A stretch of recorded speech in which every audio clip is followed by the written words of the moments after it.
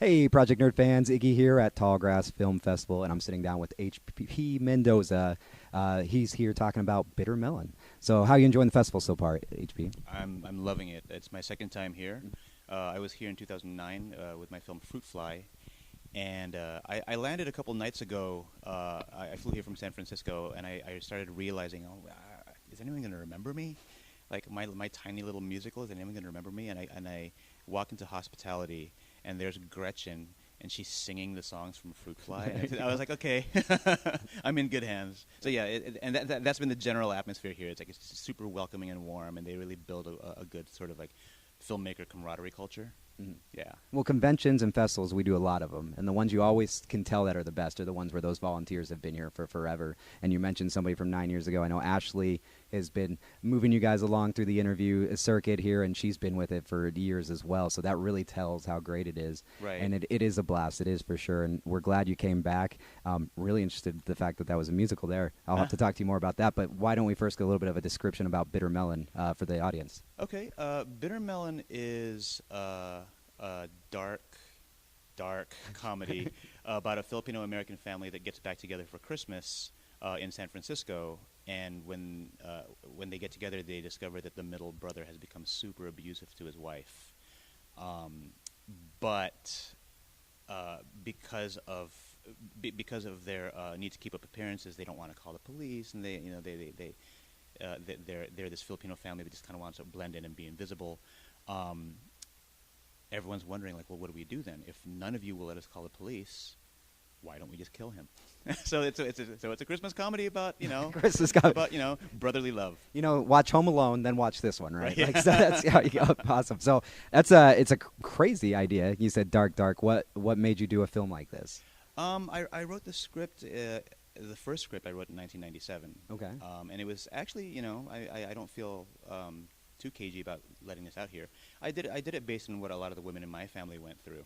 My Filipino-American family, and a lot of the women in the families that I grew up around. I grew up in a neighborhood that had a lot of Filipino families, and we all knew what a lot of the families were going through, and they all had the same thing. It's like, you don't call the cops. Blood is thicker than water. If you call the cops, we will disown you. And to a Filipino person, that's kind of a big thing, right? Like the diaspora is making it so that you already feel alienated with your family. Imagine feeling alienated and excommunicated. That's, I don't know, exile is That's a no-go, right? for sure. So I was like, I want to make a movie about this, but I want to make a wacky comedy. And so I called it He Ain't Heavy, He's My Brother. And it was going to be like super wacky. It was going to use like these pop songs to illustrate like what's happening in a really irreverent way. Like there's a torture scene in that old script that had "Killing Me Softly" being the musical number during it. And the truth is, I don't think I was mature enough yet at that time, to even embark on that project, because I was just trying to prove to people I could be outrageous. I think, And 20 years later, here I am. Because in 2017 is when it was retitled Bitter Melon because I couldn't afford the rights to He Ain't Heavy, He's My Brother.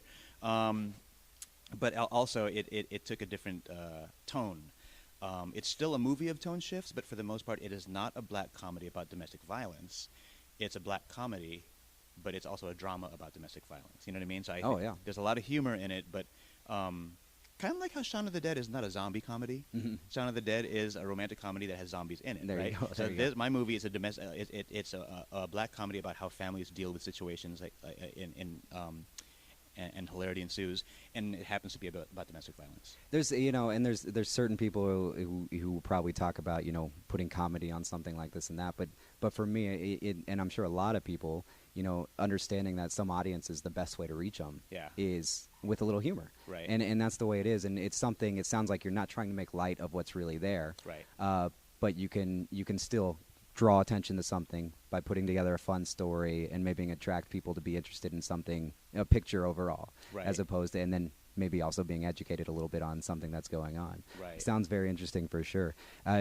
The original one almost sounded, I don't know if you're familiar with the movie Eating Raoul. I know, yeah, I do Were know you it. thinking I was going? It's like, No, I know. It felt very, I know that's a very different movie, but just a lot of it felt like that. Is that what made me think for sure? You're not far off from the tone that I was going Okay, for. yeah, at the time. that's I what was it sounded like when you were explaining it. I might as well have had banana peels as part of the domestic violence. That's how wacky it was. Yeah. And so like the one thing I used to tell people back in '97 is like I wasn't saying Eating Raoul, but like the style you're close. But like whenever I would try to pitch it to people to try to get them to work on it, I'd say, think Sam Raimi. and they're like, "What's Sam Raimi?" Which one? Yeah, and I'm like, Evil Dead 2. There you go. You know, and that would get people on board. And I Mm-hmm. think I would each time I would say that, I would say a different Sam Raimi film. I'm like, just think Army of Darkness. Just you know? think it. Yeah. And then I started feeling bad. You know, I was in my 20s then, and like I started feeling bad because of course I started playing out the scenes that would happen in my family. I'm like, do I really want to do the Evil Dead 2 like rocket cam for that? You know, like maybe I should handle this with like kid gloves. So there's still a lot of it in the movie. It's just not exactly Army of Darkness. Right. Yeah. So it's no longer a teenager; it's a young adult in terms of that. Right. Yeah, There you go. exactly. It grew up a little bit, but it sounds like actually you did a lot of growing as a filmmaker over those 20 years. How did you're saying that influenced it? What do you think were things you learned along the way that possibly made this better in the end?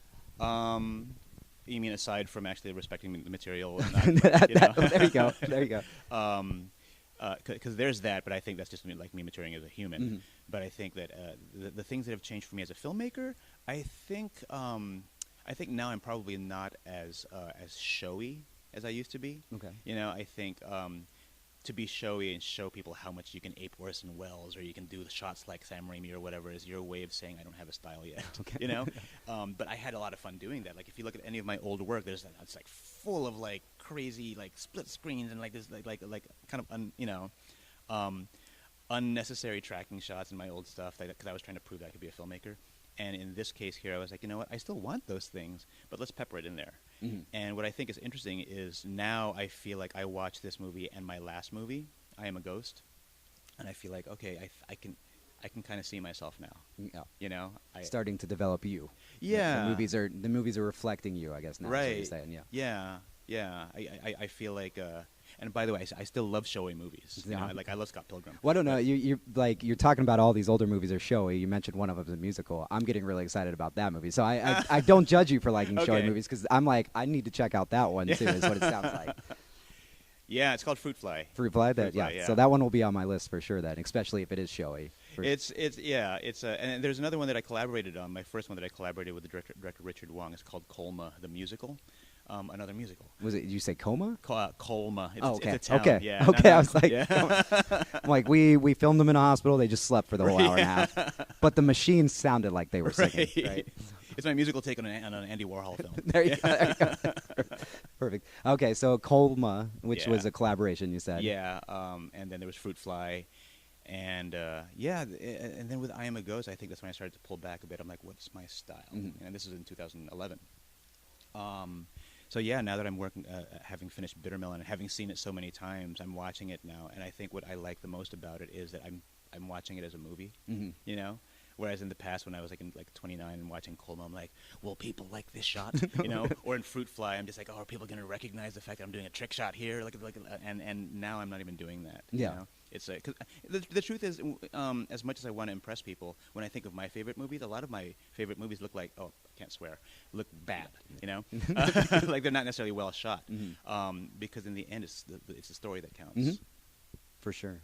Okay, so Bitter Melon, you even just said is done. You've watched it a bunch of times. What are we moving on to next? I can't say too many details, but Okay. let's just say I'm finally going to be able to work. I've been really working on this pretty hard. On an action sci-fi fantasy set in a haunted mall with a lost arcade. And Everybody's faces just lit up here. This is Project Nerd, and all the faces were just like, what was it? All right, go ahead. Yeah, sorry. I'm being very fastidious in the design of what these games look like. It has to look very 16-bit with some 8-bit in there, but never 32 because it's a period piece. And there's going to be a lot of made-up games, and it's really about it's a comedy, action, sci-fi, fantasy with a musical number that's about misinformation in America. Okay, I want to be at that film festival when it shows up for sure. So we'll stay in touch on it. Awesome. For those that aren't here, Bitter Melon, maybe some festivals over the next couple months. People can catch it on.